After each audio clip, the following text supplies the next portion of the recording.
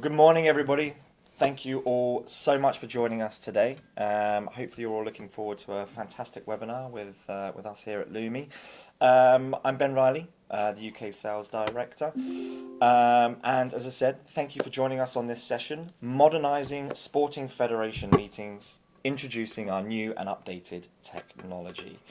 Today we're basically going to be taking you through some new things that we've been developing here at Lumi.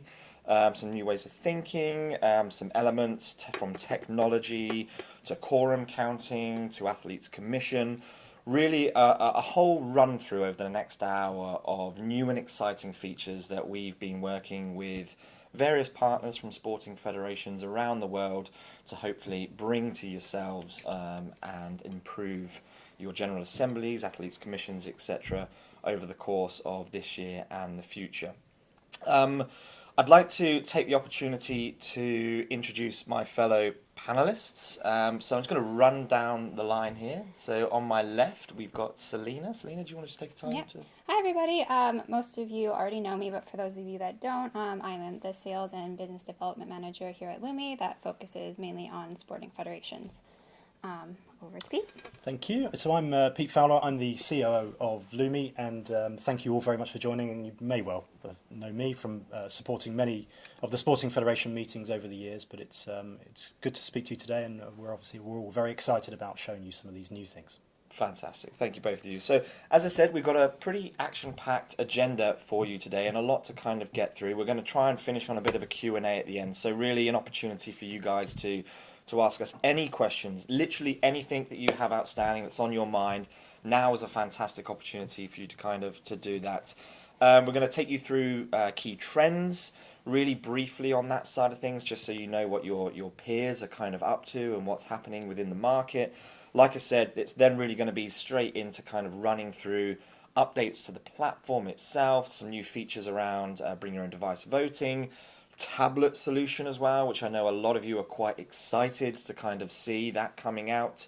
And then ultimately other sort of use cases around athletes commission and general sort of technology updates as well. So a little bit of housekeeping before we dive straight into it. As I mentioned, the session is recorded today, so if you do find this of massive use, which we hope you do, and that there's any of your peers that you think will be excited to watch the recording of this, we will be sending that out after this session has concluded.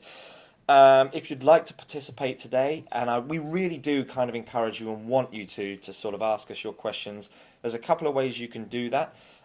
You can send it in via the question box, so you can type that in as you might normally do, and I'll be keeping an eye out for those and taking them to the sort of panel to answer for you. And then for those who are feeling brave today, we do have the ability for you to click on the raise hand icon and ask us an audio question. So we're halfway house. Your cameras won't be on, so you don't have to worry too much about your makeup not being done and the filters being kind of incorrect. But audio questions, if you do want to speak to us today and ask those questions as well. And then finally, there is a short survey which we'd love you to complete. So on the left-hand side of your screen, you'll see the survey icon. If you click on that, there's a few questions in there, which just kind of gives us a little bit of general feedback as to how you're receiving these types of webinars and whether you're finding them useful for us to basically improve upon future ones. So without further ado, I am going to hand over to Pete to set the scene, basically to take us through kind of where we're at, the lay of the land right now with Sporting Federation meetings. And then from there, we'll kind of proceed with Celeina into some of the platform updates. So Pete, over to yourself. Thank you very much, Ben. So we're going to be pretty quick because what we want to do in this presentation and this webinar is to really show you sort of our products and really do demonstrations. But we always think, and I hope you all agree, is that it's always very interesting to understand what others are doing, how others run their meetings, and we at Lumi are in a very, very blessed place, and we're very, very proud of this because we support many, many different federations. And I think the wording at the top there references that we support around 40 every year, but our client base for IFs is around 70 plus now, I think it is. So as I said, it's we're very proud of that. But the most important thing when we support these federations and you as federations is we get to learn, we get to understand what is needed, what's required, what does the future look like, what are your pain points. And from that really guides us around the innovation side of our product and how we service you, most importantly. So as you can see, the icons there are amazing, and some of you are here today, and thank you so much for trusting in Lumi with our product set. But the world map, where the logos are don't depict exactly where the meetings were. However, the team have supported you across the world, and we look forward to continue doing so. And we've gone to some of the most remote locations and interesting locations, but we support you wherever you may be and wherever your next Congress may be, or, most importantly, virtually. And I think that's a key point as well to raise, because part of this webinar will be discussing the meeting formats and how you can apply technology to the different meeting formats. And of course, when I say meeting formats, I mean in-person meetings, I mean hybrid meetings, that's a combination of in-person plus allowing remote participation, and most importantly, and probably since COVID being the driver of this, but we've continued to see this as a trend, is the virtual. And that's the interesting stat. As I said, we support probably given the number at the top there, over 2 years, you could probably look at around 80 different sporting federations. And interestingly, and this isn't a made-up stat, it's bizarre how it worked out. But when we did the analytics around this, in-person was 33%, hybrid was 33%, and then we had virtual 34%. And that is a really interesting stat, although it feels bizarre, but it is interesting because I think it's really telling us what you as IFs are doing. And I think what we do sometimes see is really sort of a rotation. Sometimes we're seeing virtual meetings being hosted for one Congress, then perhaps the next year the same federation is maybe introducing hybrid or going back to that kind of in-room physical element. So it's interesting. It's really interesting to see, and we look forward to continuing to analyse that and maybe reporting back to you. And that would be something, let me know if that's something of interest, is that we continue to provide you with these types of trends and statistics. Now, when I reference meeting formats, I reference the different styles of technology that we can apply to those meeting formats, and that sets me up really nicely to hand over to Celeina, because what Celeina is going to demonstrate right now is an update to what we refer to as the Lumi Platform. And that's the online piece, which is predominantly, and you will predominantly know that as the piece that you use virtually. However, we are also applying the same technology and the same platform when it comes to, of course, hybrid meetings, but also in-person meetings with our new tablet. More to come on the tablet later, but I will now, without further ado, hand over to Celeina, who will guide you through some of the brand new features that we've been working on. Thank you. And hi, everybody. Thank you so much for joining again. It means a lot to us. And as Pete mentioned, I'm going to take you through some of the platform updates. Some of you might be really, really familiar with the Lumi platform, as you've done countless virtual meetings with us before, and hybrid meetings, and for some of you this might be brand new. So either way, please ask questions all the way through. We're so happy to receive them and answer them during the presentation. So yes, without further ado, I will share my screen with you here. Thanks, Celeina. And there's going to be a bit of chopping and changing here. We kind of, as we were kind of going through the planning of this, there's going to be a fair bit where we're sharing our screens here. We've got a few slides, and Celeina, like you said, is going to show you through the platform. We're going to open up a couple of votes and kind of show you all these kind of elements here. But, bear with us whilst we're kind of changing the screens over. But we felt like that was really kind of going to be the best opportunity for you to see what was coming and what's been in the works. Mm-hmm. Yeah, absolutely. And yes, so with all these updates, we've done it to make the platform more user-friendly, more seamless, and just an overall better experience for yourselves and your members. So, yes, to begin, before any of this can happen, we need to distribute, obviously, credentials to your members. Depending on the format of your meeting, this can be done in a few different ways. The most common of ways is through email distribution, which means that Lumi would send out a link to the platform as well as a username and a password to your members. This can now also be paired with an SMS text message. So for example, we could send out the link to the platform as well as the username, and then send out the passcode via SMS text message. And that is just to add another layer of security around credential distribution. If we are doing an in-room with our tablet solution, we might choose to hand out these credentials physically on a card or an envelope or whatever we kind of decide is best for the members. This can kind of be done as part of roll call, or it can be completely separated. And again, we will talk through that with you and find the best solution for your federation. So once the credentials are distributed, your members will be taken to a landing page. One feature that we are very excited about is that our platform now hosts over 25 languages, yeah. 25 languages. So from the very start, your members can pick the language that they feel the most comfortable with, and they can have the whole experience in that language. And for the tablet solution, which of course we're going to come on to a little bit more, but we can even go as far as setting this prior to laying it on the table before them so they can pick it up and it will be in the language that they are comfortable with.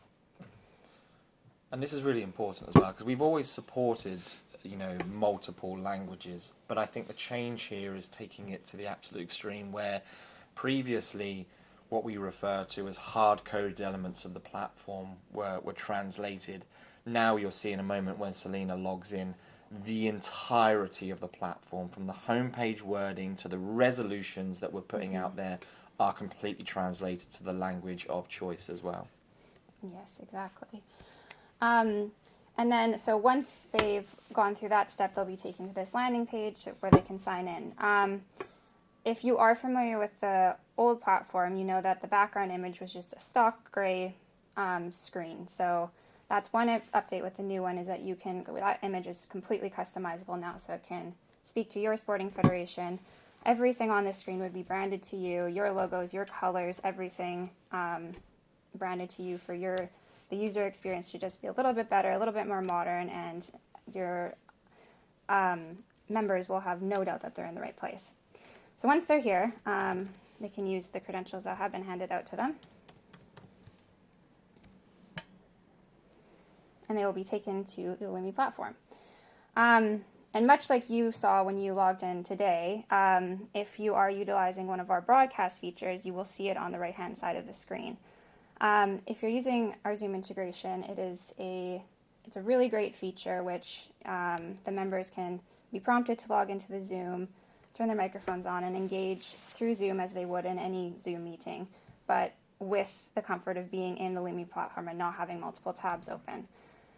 Another great thing about that feature is the naming function is going to always come through the Lumi platform, so the names of the members are always going to come up as they've logged in and as you've given us the data for. So don't have to worry about not knowing who's logged in. You can know exactly, and the naming functions will be just so. Do you want to add anything to this? I think it's a really good point, actually, because it's the API. So we refer to it as an API between Zoom and Lumi. So when you give us the naming conventions of your federations, that's what we upload. So when they log in with their credentials, what we see and what you will see as logged in participants is the actual name of the country. And a great example of that is, because we all use Zoom and have used Zoom, quite often over the years.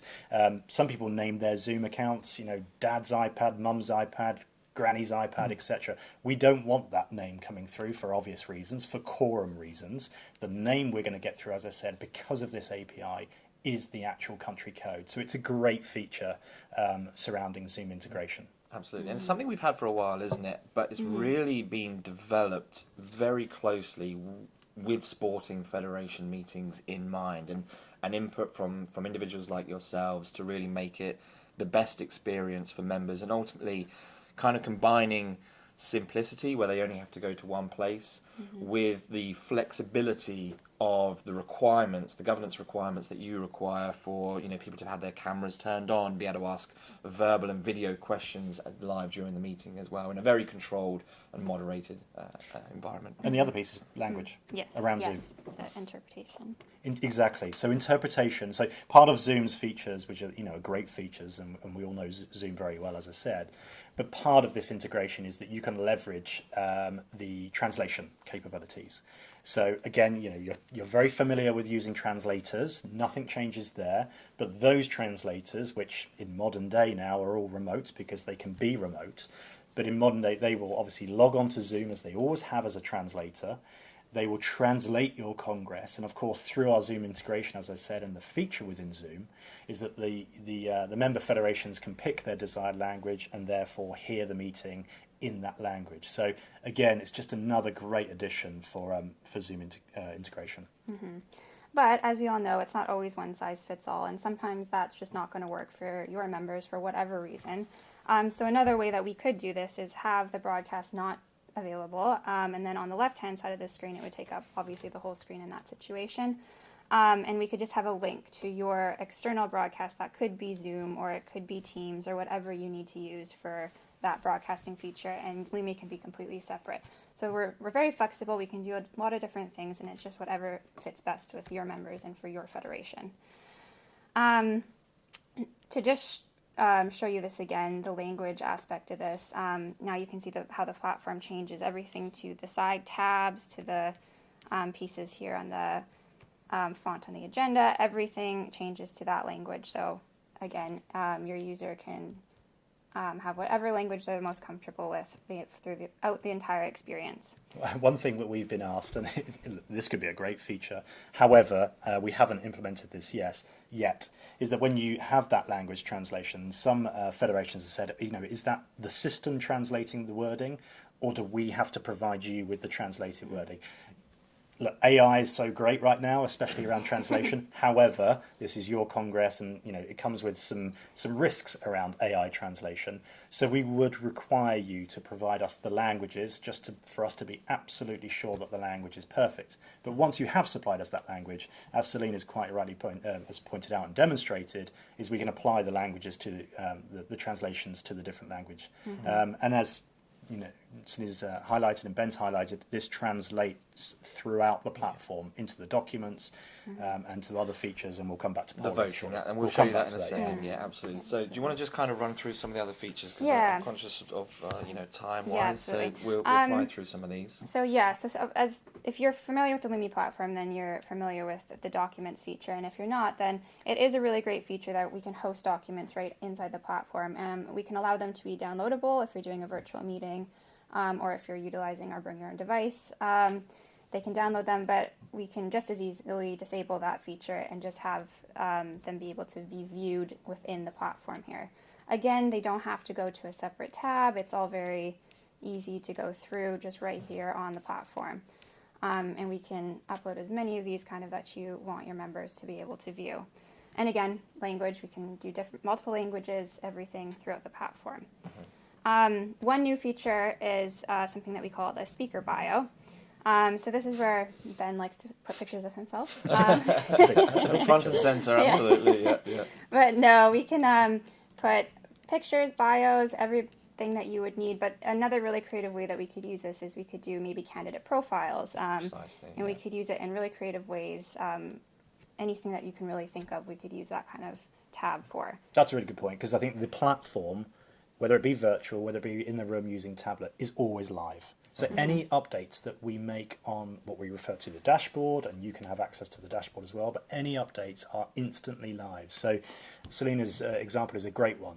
Candidate profiles, you could, even if somebody's been elected, you could then put a profile of the elected person on this speaker bio. So it's a very nice to have, but actually we've seen it being used really well. And or if somebody drops out, you can remove that person like that. Yeah. And they've now... Have you removed yourself? I just have removed myself, absolutely. Much better profile. Improvement Okay. already. So now I just wanted to quickly take you through the polling. So I'm going to show you first an open poll, so just to see what it kind of looks like, the differences between the last platform and this one, or maybe it's brand new to you, but either way, we're just going to open a poll for you here so you can get a look at it. So in this example, it's not a secret vote, so people could vote, and then they receive a vote received button. It's very seamless, really easy. And then once the vote is closed, they cannot change their answer anymore. and they will get a very clear sign that the vote's closed. It's as easy as that. If we do then switch it to discrete voting or secret voting, when a vote opens, Bear with me, I'll just do that now, because again, like we were saying, everything can be kind of tailored and customized on the fly here. So I've now just effectively enabled discrete voting, and I'm going to reopen that poll for Celeina. so now if it's discrete voting, you'll see the key changes here, or when I click 4, it quickly goes off the screen. So this is really good when in room doing a bring your own device solution or on the tablet, although obviously we're going to come back to the tablet, but they do have a privacy screen as well, but there's no peering over, your vote's taken off. And if you do need to go back and look, if it went too fast for you, that's absolutely an option. You can go back and look at your response, you could change it if needs, and you'll get that vote received button again. Absolutely. And obviously all of these kind of elements here, as we've always done, working in conjunction with your scrutineers, wherever they may be on site virtually, you know, in the back end we have complete audit trail with regards to these incoming votes, dependent upon the, you know, whether it's anonymized or identified. We're able to track these votes kind of coming in and display that in a kind of manner that suits your scrutineers. Yeah, absolutely. And then we were going to show you one other thing that we are able to do is do a multi-motion vote. So if you had a few different things that you wanted to pull all at the same time, you could do that, and it would look like this. It would come up with 2 or 3 motions. If it was just like approving the minutes or the agenda or some stuff that you just wanted to get done really quickly and let people go through, you could absolutely do that in discrete or open mode, and then you could open multiple polls. One thing, can we just quickly show? Do you mind just cancelling those votes, Celeina, Yeah. just on your platform there? And if you cancel that, and then cancel the one below as well for me. So one thing, again, I'm kind of coming back to language here, but I think you know, we've heard so much on languages about how we can improve this. If we now change that to French, as you can see, everything changes. So the question title, the question options all change to the desired language. I'll come back to that translation piece around AI and the fact that we don't use AI right now. This probably is the greatest example, because when it comes to a election, when it comes to a particular item, we want your wording to be precise. So again, you would have to provide us the English, the French, the Spanish, whatever other language you want to do. But most importantly, the experience for your member federation is that they get to see everything in their native language, and we believe that that's a really important piece for governance, and a piece that is key behind the use of this platform. Precisely. Absolutely. Obviously, we've touched upon, you know, a single vote there. We've touched upon the discrete, non-discrete, and the, you know, the ability to kind of group ones. I think the final one that we just wanted to show, which again, really important, is that idea of election candidate voting here as well. So if I open up a multi-choice one now, clearly you can see again it's open in French, but If we change that back to English. One really important point to note here is that for this one we have so many, and we'll come back to this a little bit more in detail, but we have a lot of candidate sets that we can do for you. So if you have elements that you have to enforce, then our system can do that 100%. So for this one, it's select up to 4 choices. So our platform will let you select 1, but it won't let you select 5. So because it's up to 4, I'm not able to select that 5th. If I wanted to do 3, that's fine, but I have to do what has been implemented into the system. But that is just absolutely the bare minimum of kind of how deep our candidate sets go. So Pete will get more into that a little bit later, but it's really intuitive when it comes to that. Yeah, and I think to reiterate, you know, in all of these voting examples, whether it be BYOD, whether it be tablet, whether it be keypad, the most important thing is, and I hope you've all got experience of this, is how quick we can react. So one, we can very quickly react to brand new motions. It's just a case of getting the wording into the system. But most importantly, when you think about elections and you think about rounds and you think about multiple rounds, the speed of which that one, we can work with the scrutineer to identify who has been maybe eliminated. We eliminate that individual, we move on to the next round. So the speed, as I said, of elections, and we're seeing quite a few of these, elections of obviously positions to the board where there are a number of positions, that becomes vital, and I hope the use of technology absolutely is, you know, a dream from that point of view, because the counting of ballots and the moving to next rounds, as I say, is very, very quick. Precisely. Pete, is it worth mentioning, about candidate sets at Yeah. this juncture, grid view as well? Yeah, so actually it's a great segue because we're talking about elections right now. We've gone from motions to elections, and of course, as we all know, many of your constitutions will say that it is sometimes the constitution will say is that maybe the initial votes are open votes and transparent votes, and then maybe the elections are closed votes. So that balance going between open and closed, as you will know, Lumi can transition very seamlessly from one to the other. I always talk about this word perception and how your members perceive things, because absolutely we can encrypt everything when we go from one to the other. However, if you feel like an important stage for your member federation, that is an important stage for them is to receive brand new credentials in between an open vote and a closed vote, then absolutely we can do that. And Celeina touched on how we distribute credentials both virtually and in the room. But can I show you, I'm just going to show you an example, and Ben, if you don't mind just showing an example of a voting screen and a results screen. Absolutely. Because as we know, when we come to a closed vote and a closed vote screen, this is our typical kind of way of displaying the results. The most important thing here, it's fully customizable. So we can do a lot with your data and your requirements around data. But very typically, this is obviously usually suffices and is very clear for all of the federations to understand, the position of the vote. But this is probably the best example of a closed vote. Of course, as I said, something that is secret. All we're displaying is a summary of the position of voting. And as I said, this could be a combination of in-room only and online, or whatever the format may be. But again, a very typical result slide right now.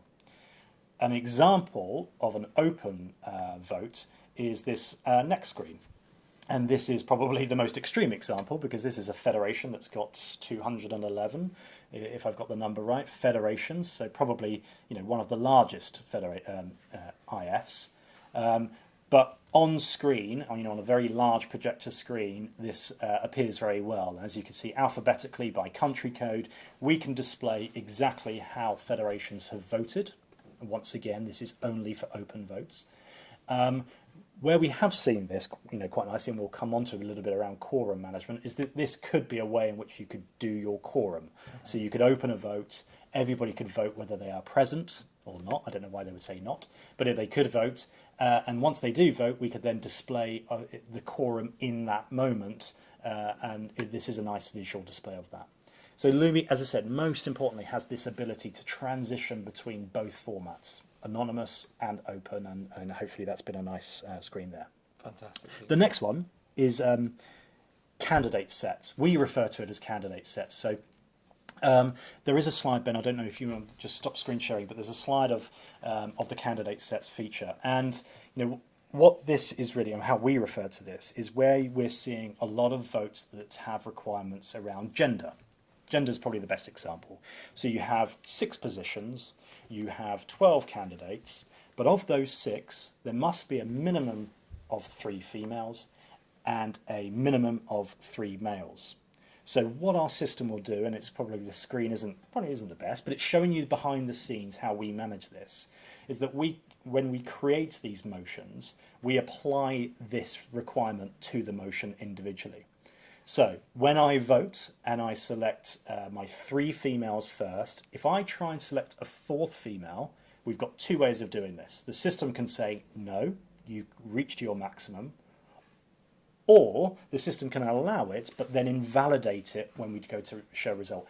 The reason we've given that an and/or is kind of because we don't really know how your constitution is written. It may say that they must be invalidated after.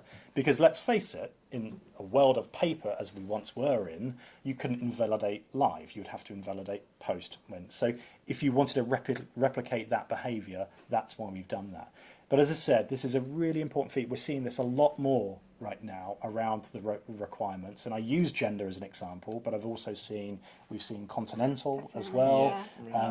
And the most important thing as we innovate live is that we are going to introduce a second ability, so a second candidate set, and a third, even maybe a third, because we're starting to see that as well. So again, the technology is really supporting these different requirements as they're coming through.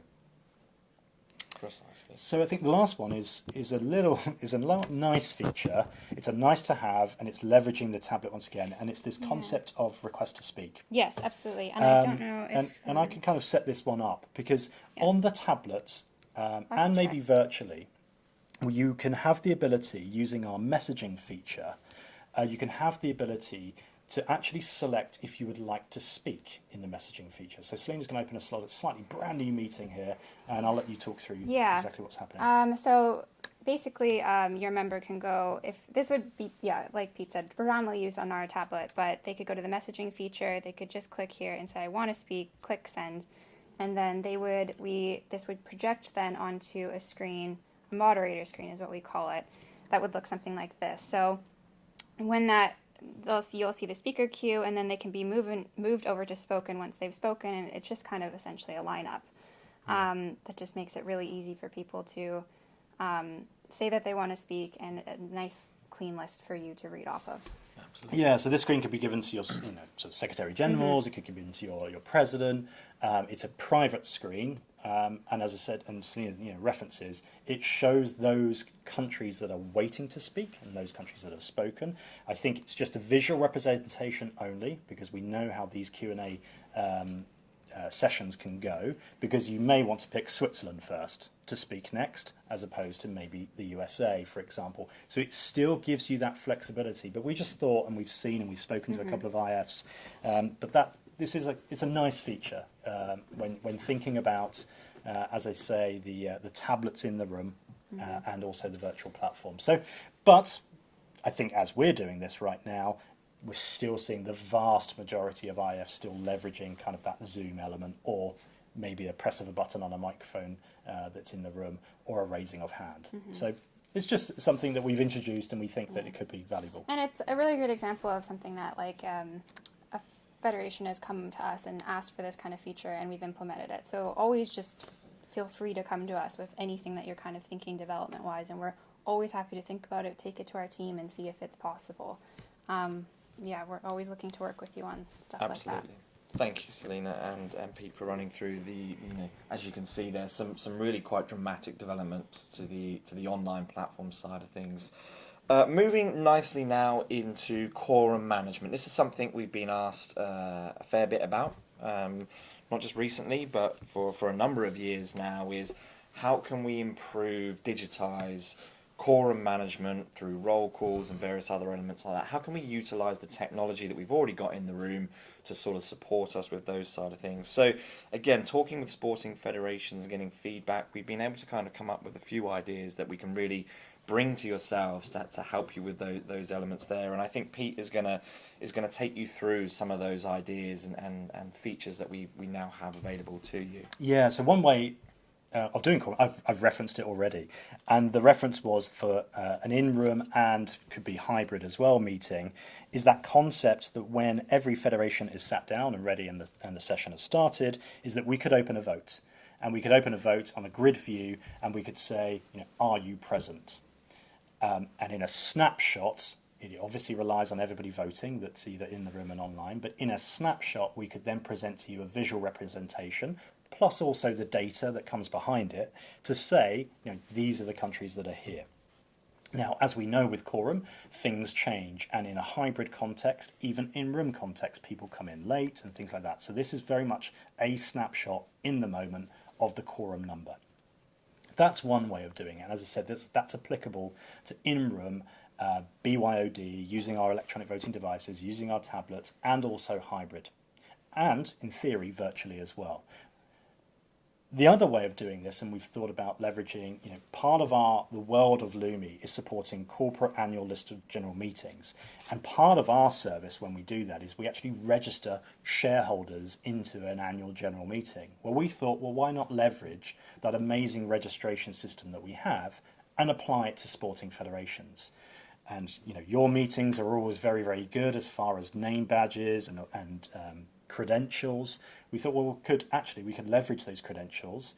We could have, just outside of the doors of the meeting room, we could have a scanning system just like you're seeing right now, and using a QR code or barcode, the member federation, or whether that be the voting person or whether that be somebody that's part of the federation group, can all scan into our system, and we are then collating that information in that moment to then provide you with a number of federations that are present in the room, that have gone past the doors, and that could evolve, I guess. That could change as the meeting progresses.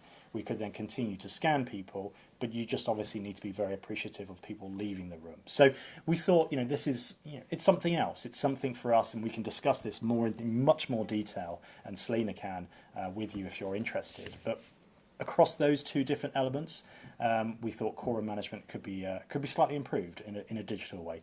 But we're always obviously very conscious that you may still want to do that quite manually, and paired with a manual quorum management is of course the distribution of credentials or smart cards as well. Perfect. Well, thank you very much for going through both of those elements there, Pete. So let's move now into choosing the right technology for the format of meeting that you effectively are going to run. Now, we touched upon at the very beginning, and sort of Celeina said, with the 70 sporting federations that we've supported, yearly, we see all types of format, all types of methodology behind those formats, and we can go really quite granular into helping you really quite specifically with what you're trying to achieve with your type of meeting. And obviously, as we all know, those kind of three main pillars, your in-room meeting, your hybrid meetings, your virtual meetings, what comes with those is different methodologies to implementing them. And that really can transition from meeting to meeting dependent upon the location that you're planning to host your meeting. Obviously, virtually, you're utilizing the online platform that Celeina has kind of talked about, and the differences around the sort of broadcasting methodologies that you have there. But as you transition into in-room elements as well, being that solely in-room, being that with a hybrid kind of element to it, what comes with that is location. As I said, you might be in Switzerland, you could be in the Outer Hebrides, for instance, wherever it might be that you're planning to host it. There are obviously going to be challenges with the technology infrastructure that you might have at that location. So what we're going to do now is kind of run through some of those technological innovations that we've basically introduced to try and improve and digitize again the way that you can manage voting within those different contexts. So I think we're going to start off, and this will be a kind of a partnership here as we kind of go through these elements with the voting keypad, right? Let's start there. That's the tried and tested. Everybody is probably very familiar with the voting keypads that we have spoken about. And I'll bring up this screen right now.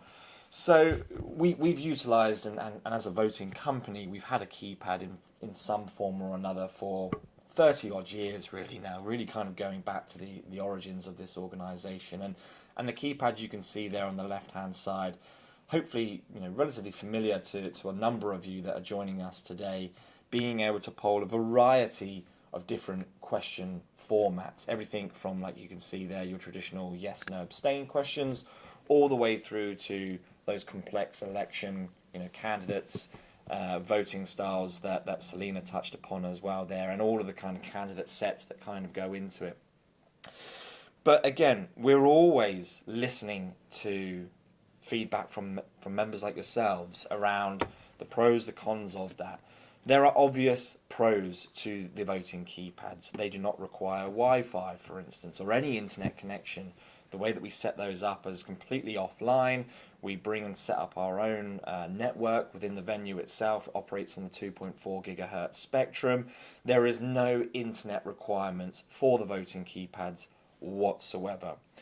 But as you'll see on the screen there are some drawbacks potentially that we've been hearing from member federations around the number of the buttons, the size of the screen on there, and the size of the device itself.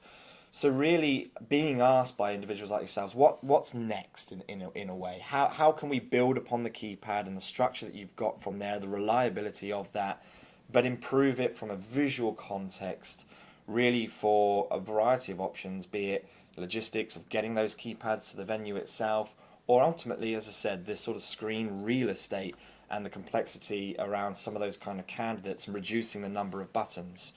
So I'm just going to pass you now over to, I think it's going to be Celeina or Pete, either or, to show you the next element, the next iteration, which is effectively our tablet device. Now this is quite tricky to show you, aside from we're going to hold it up and just show it to you, ultimately.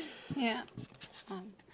Yeah, I think, and we'll just stop the screen share. So, I mean, Celeina will literally hold this tablet up, but I mean, there it is, right there. It is a Samsung. Yeah. Yes. In this example, it's a Samsung tablet, right?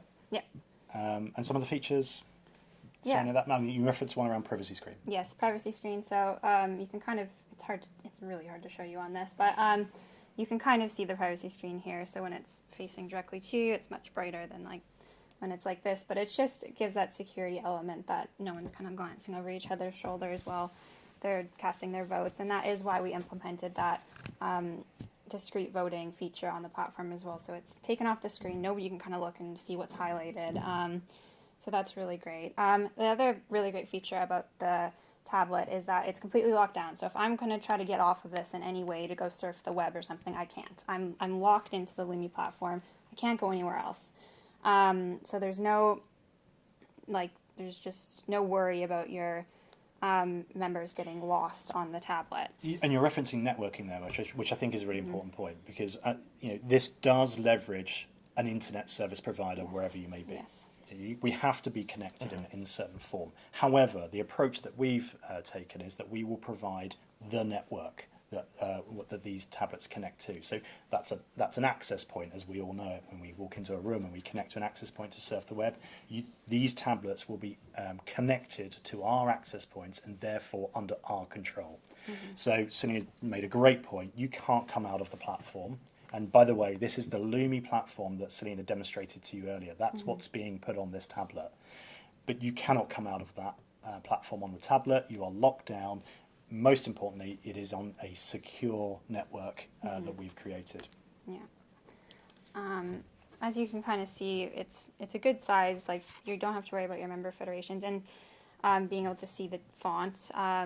We've went through a lot of different ideas around doing accessibility with like headsets and things like exactly. that as well. Things like adding narrator features Yes, yeah. to it. So you, for those members that require the accessibility element of this, well, one, it's a bigger screen state already, but two, there are certain things such as narrator. It's a Microsoft product, but narrator can be added to this, where it actually reads the question to the member federation, and it also provides them confirmation that when they vote, for example. So that's a great addition, as I said, to this. But one thing I'll say, because have been with this business for 20 years and I've seen this device being used also for a long, long time. Ben makes a great point, and we make a point across all of these, and I'll come on to kiosk in a moment. There is no one size fits all here, and I don't think we're necessarily guiding you to this tablet as the next thing. It's a great innovation from Lumi, but we are also seeing many federations leverage this. As I said, Ben said, it does not require internet connection. It does. It is an encrypted network. It means everybody's on the same playing field as far as battery level consumption. It's every single device that we have, which I hope is great because we've just got this vast variety of devices for you right now, has its pros and cons, and I think that's where Celeina will love to discuss with you all of the options that you may have. Because another one is BYOD, is bring your own device. We're in a world that everybody has devices, but you're in a world where member federations are coming from all over the world with different devices to your meeting, to your congress, and we appreciate that. The most important thing around our platform is it is accessible from any device. So it's browser based, and therefore BYOD, the concept of bring your own device, is is a strong one. Naturally, of course, you need an internet infrastructure in your room, but that's probably something you always have wherever you may go. Again, credential distribution comes in the form of email, SMS. It comes in the form of distribution by physical cards, whether it be open or whether it be private. But people will literally leverage their own device. Maybe they will put a QR code up on screen, connects to the URL, they enter their credentials, and away they go. They're on their own device using our functionality and all of our voting functionality, plus the messaging and plus the documents and the speaker bios. So BYOD, as I said, we see a couple of very big federations using that for all of their meetings. One of the greatest things for BYOD, and we'll come to cost, because I think it's the most one of the most important things to appreciate cost and appreciate logistics. BYOD naturally doesn't come with a huge logistics cost because it's their own device. So I think having these options, depending on where your meeting may be located, is important. Last thing, I'm going to go on to kiosk. Yes. Kiosk voting is another piece of technology. Where do we see kiosk working? I think we see kiosk voting in the room, and this is important. This is an in-the-room feature. We see this as the closest way of digitizing the old way of doing things. So by that I mean the classic, take a piece of paper, mark your candidates that you wish, mark how you want to vote, drop it into a box, and then it gets counted. Well, what we're doing here is digitizing that experience. We're providing kiosks, and that may be, I take one of the great examples of one of the federations we work with is that actually they had keypads in the room for standard resolutions. They then had kiosks in the room, and they had 4, and that was divided by continent, so 4 different kiosks. And when it came to an election, everybody received an anonymous barcode. They went up to our kiosk, they scanned that into our kiosk touchscreen, which was in a private booth. They voted, hit submit, they left the room, they dropped their barcode in a box, and away we went. So it was a much quicker process. It's slower than keypads and tablets, there's no doubt, but it is, as I said, it's as close as you can get to digitizing the ballot box example. And we've got a video. It's a 20-second video, but hopefully it just gives you a sense as to how this functions. Perfect. We're going to play that now, and then we're going to come back out, and you're going to run through the Athletes Commission stuff, because we're getting some really good questions actually coming through, and I definitely want to spend some time on Q&A. So if we can run that now.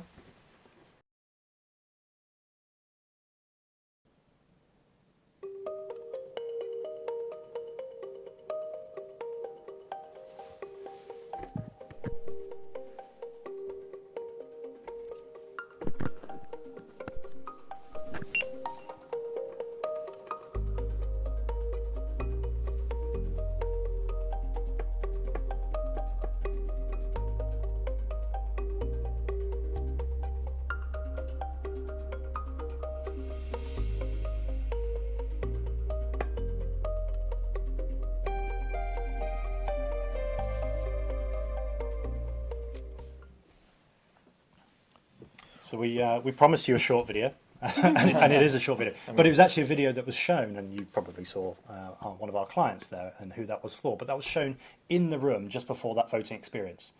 So it gave the delegates clear direction how this was going to function, and again, when it comes to an election, that can be done in multiple rounds. It is all possible and all flexible. But kiosks and how that kind of functioned is a nice segue into Athletes Commission, because we can apply that very similar approach around scanning a credential into a voting booth, into a touchscreen system, and allowing your athletes to then select their desired candidates. So it works in exactly the same way, but it works, of course, over the span of a competition. It works across different sites. And we can really, as I said, leverage the core Lumi technology that you know and trust very well for your elections and your voting, and we can apply it in the same way for Athletes Commission. And what we've seen a lot, actually, because a lot of congresses are paired with big events, and we've seen actually that because we're there already, we can actually extend our services to you to support Athletes Commission. But I'm also going to share my screen and show you what we can do here.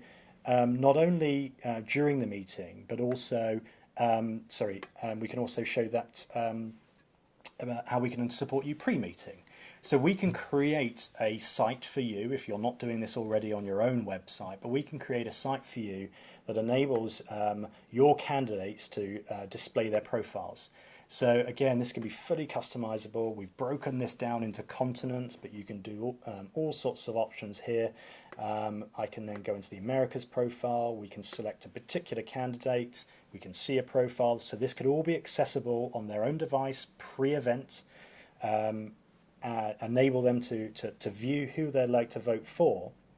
And then we can actually use a button that says Vote Now. So we can extend our services for Athletes Commission not only to be voting at a kiosk, physically in the Athletes Village, for example, but they can also then vote online. And so when they click on that feature, they are then presented with this kind of code. Now, again, we come to credential distribution here. And we think about, you could do this by email, you could do this potentially by SMS, or you could leverage, which one of our federations is doing, you could leverage the code that is on their credential badge and the date of birth, for example, of the athlete themselves.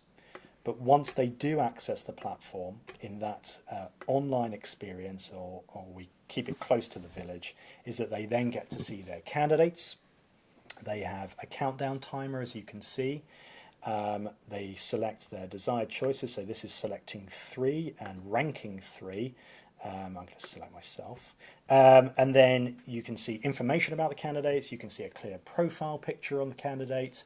And then you hit continue. You receive a summary. This is your choice. Are you sure that's how you want to submit your vote? And I know this is going to be very quick, but when I hit submit, please watch the wording on the submit button. It says encrypting and casting vote. This is an end-to-end encrypted service and provides the athlete a receipt of how they voted in that moment. And this can be paired with an email as well. So once I've voted as an athlete, not only could I scan that QR code and ensure my ballot has been registered, I can also receive an email receipt to say how I have voted. So again, picture this scenario where that could be, that screen right there could be the experience you're seeing on a kiosk in an athlete's village. Again, you could have a QR code in the athlete's village that directs the athletes on their own device to this platform as well, or you could pair the both.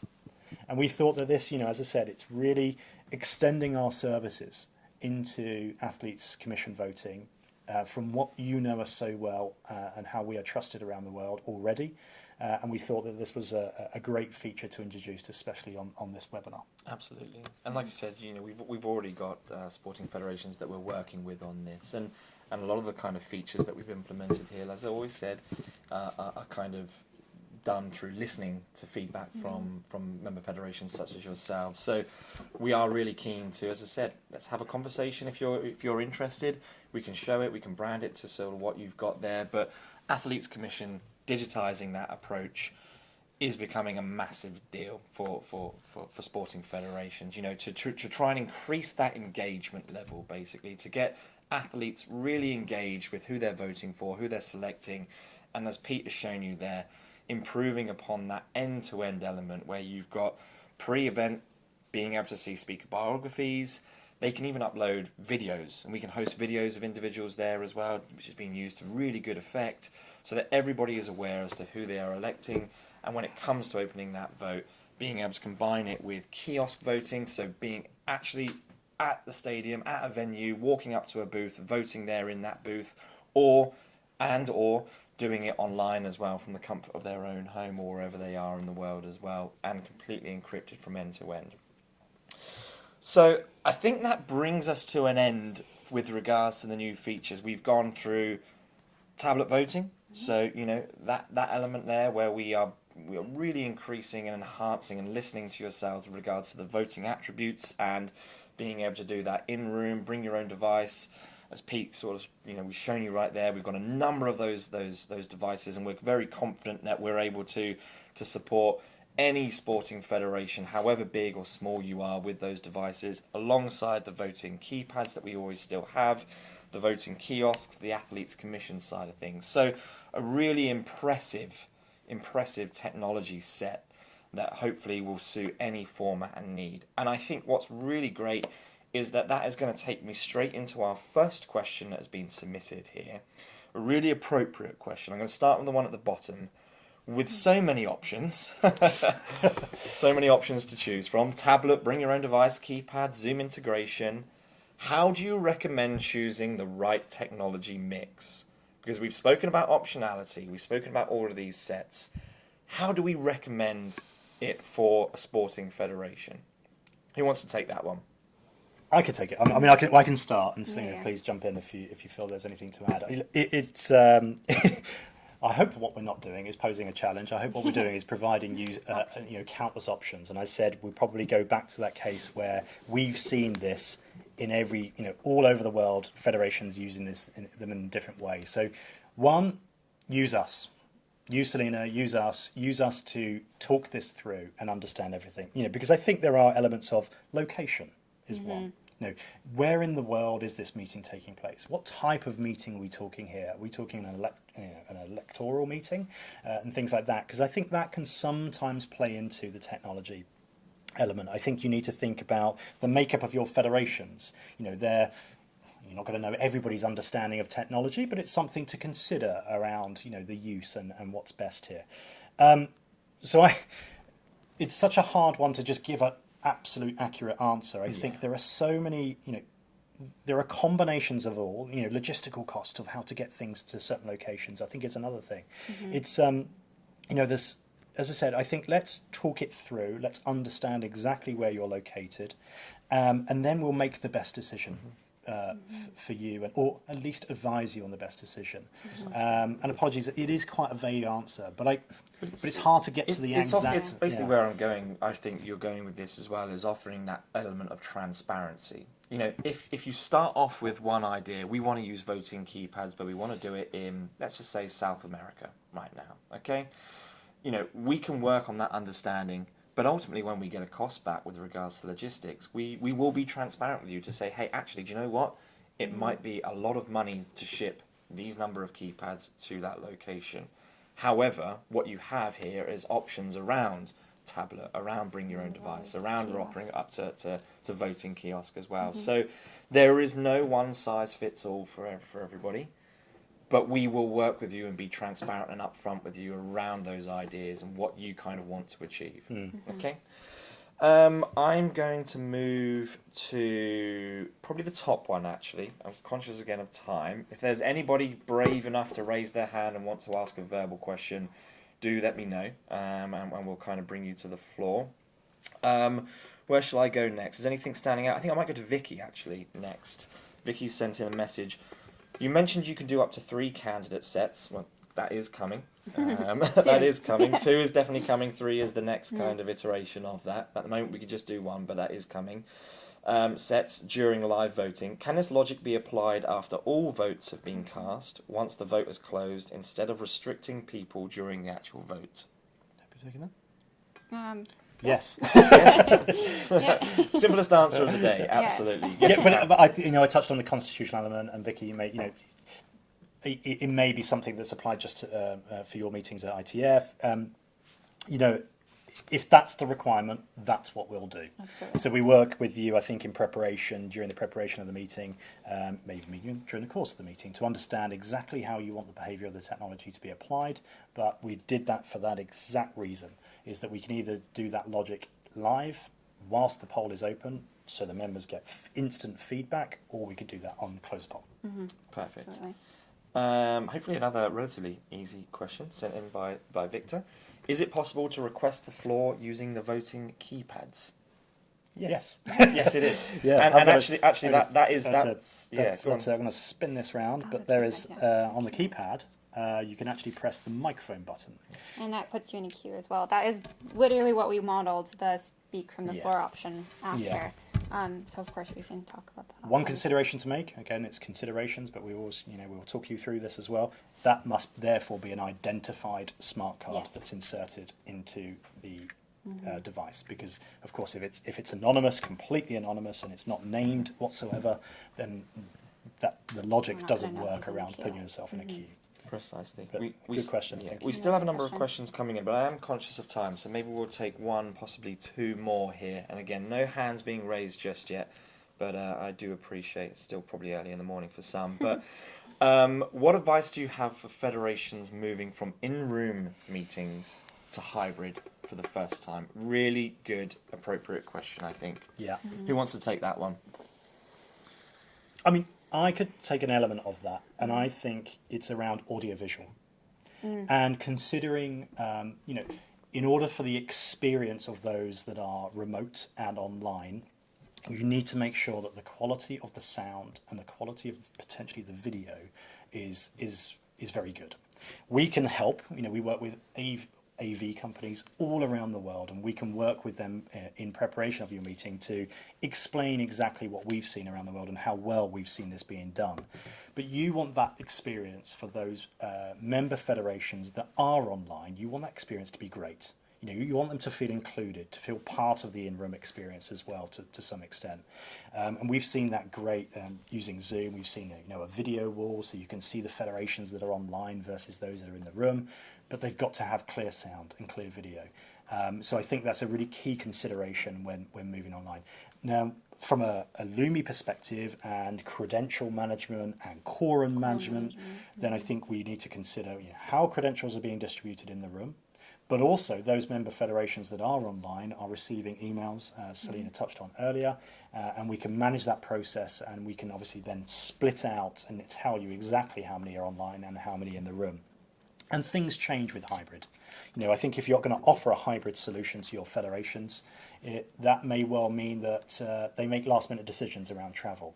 We hope not. Well, there may be circumstances, and I think this is one of the greatest things around hybrid, is that people's circumstances do change last minute, and the opening of a hybrid meeting means that anybody can join from anywhere around the world.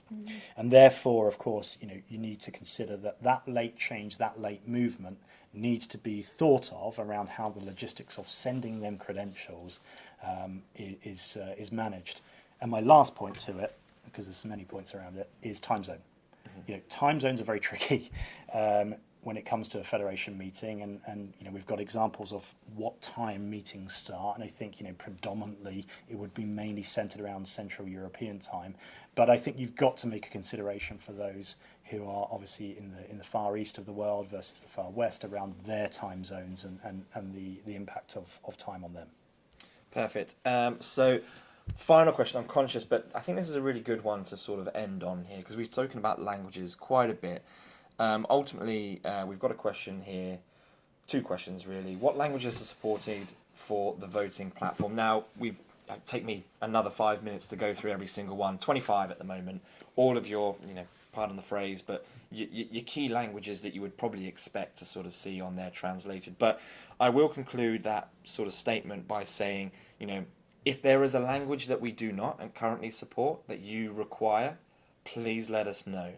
Because again, we do have the flexibility here to bring those languages in at a pretty decent rate as well. We are releasing updates to the platform, once a month at the moment. And so if there is a language that we don't support, we can do our utmost to bring that in for your meeting as well. But I would probably, go so far as to say there's probably a language that, certainly for your sporting federations, we support most of them right now, even up to Arabic as well. A great example is Slovenia. Yeah. We had, NOC Slovenia need a meeting kind of last minute within kind of a 2-week period, and our development team was able to put that language in very last minute to facilitate that. So Precisely. Yeah. As I said, apologies, there are a couple of other questions that we haven't had a chance to get to right now. I think one thing from me to conclude here is just to thank you all so much for sending these questions in. What we'll do is we will try our utmost to get back to you. Please do reach out to us. If there's anything that you've seen today, you've got a meeting coming up this year, next year, that you would like to sort of speak to us about and start running through some of these ideas that we have, reach out to Celeina and Pete. We'll be able to kind of get in contact with you and have an open and frank conversation about those meetings and this functionality, and do a real bespoke one-on-one demo with you as well.